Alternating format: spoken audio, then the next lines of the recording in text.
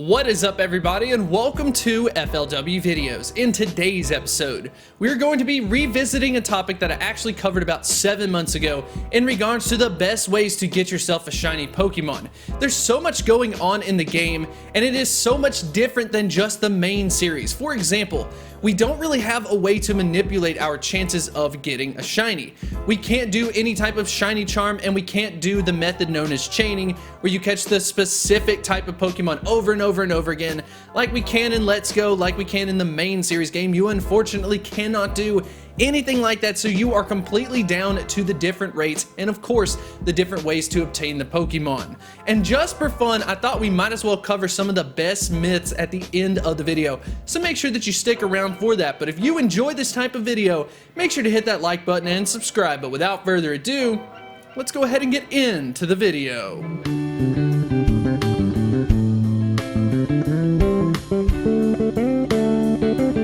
So first things first, we need to talk about the worst odds that you can get, and that is just encountering a random wild shiny Pokemon.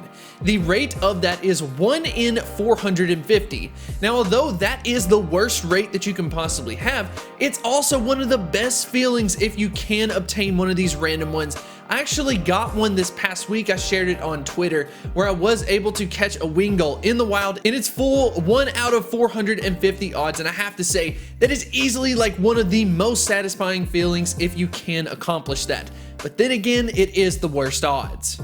Up next is featured Pokemon during an event. We have so much variability in this, so as far as a true rate, we really cannot determine it. It almost seems to be more on a one-by-one basis as it goes along.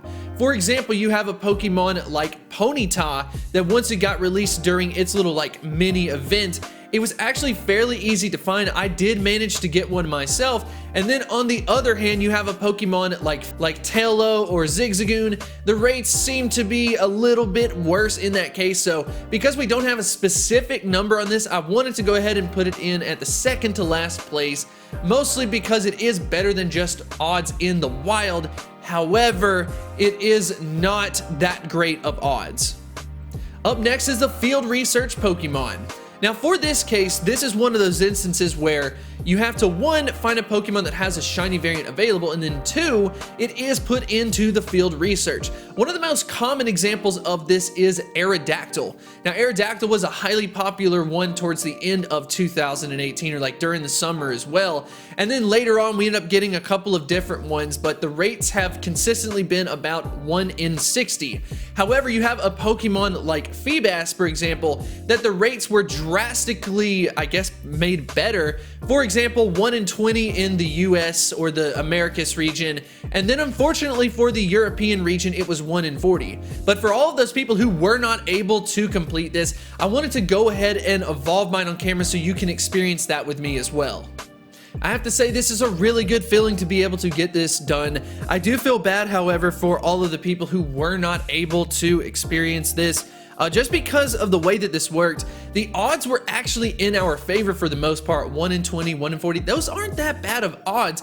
The issue was more or less related to the task and how hard they were to accomplish. We could not get that much done in a short period of time. There we go, we've got that shiny Milotic. Oh, it looks absolutely fantastic, and it's not too bad of IVs either. I may actually power it up a little bit and then battle with it in the Great League. But regardless of that, let's go ahead and move on to the next rate. Up next is the non-legendary raid exclusive Pokemon.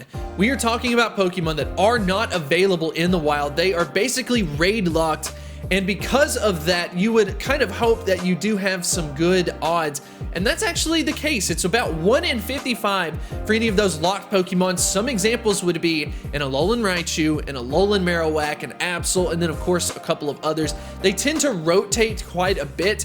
The positives to this is that you do have good rates. At the same time, it is a little bit more related to kind of like paid content. You can get lucky. I would say that Shinx is probably one of the more common ones that people want to go after, but definitely wanted to point that out.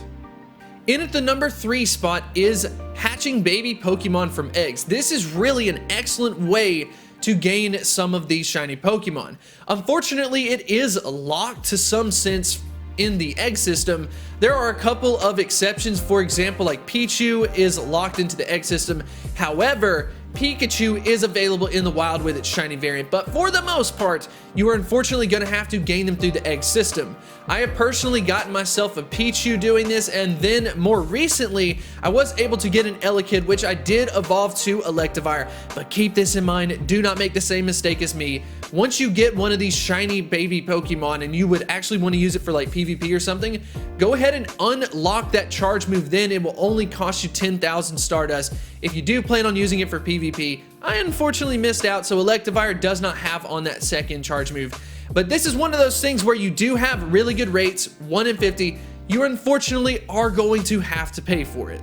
So we talked a little bit about having to pay for some of these rates to some extent. This next one is by far the best free option available, and that is Community Day Pokemon. Community Day Pokemon have about a 1 in 24 to 1 in 25 chance of you getting a shiny. Basically, if you can get to a dense spawn location when you are talking about a Community Day Pokemon, if you are not getting a shiny Pokemon, I honestly feel like you are kind of defeating the odds. I personally have seen, people get 2, 3, 5, 10, 20. It is absolutely insane. Now, of course, you can't really control what Pokemon you are going to get. You are at the mercy of what Pokemon is sponsored for that specific Community Day.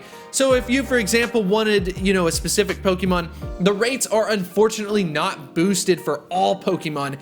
It's just going to be that specific Community Day Pokemon. But regardless, the rates look absolutely insane, and it's free. So that leads into the number 1 spot. I bet you thought that Community Day would be the number 1 answer, but it is actually not. The number 1 spot is Legendary Raids.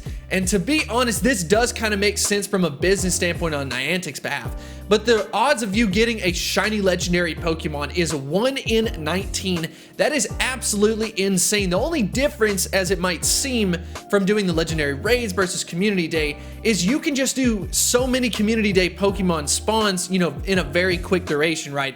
However, on the other end, Legendary Raids cost money. You got to get people together. It's much more difficult to do as many Legendary Raids as Pokemon that you get from Community Day spawns. But then again, you are limited to what Pokemon have a shiny variant available. For example, some of the more popular ones would probably be Kyogre, Groudon, Ho-Oh, Lugia, and if you know people who have been doing those raids for a long period of time, you will know that most people tend to have like at least one of them as long as they are able to do quite a bit of these legendary raids. However, they are unfortunately not guaranteed, but they're easily the best raids. So now that we have talked a little bit about how we can obtain these different shiny Pokemon, let's go ahead and talk a little bit about some myths related to it.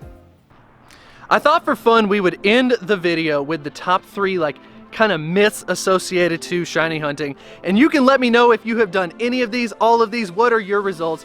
So the first one is going to be just setting your buddy Pokemon to the Pokemon that you are actually going out to hunt. For example, if we want to get ourselves that shiny Magikarp, we have to go ahead and set our buddy Pokemon as Magikarp and then go out and hunt. Now, of course, this is a myth, but I definitely think a lot of people have done this. The second one is getting dressed for the occasion. So instead of focusing on the buddy Pokemon, we're going to focus on any memorabilia if we can.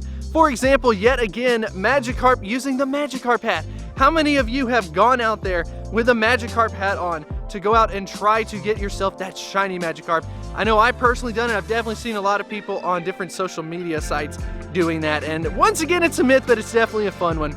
But the number 1 method absolutely takes the cake, and that is going shiny hunting barefoot.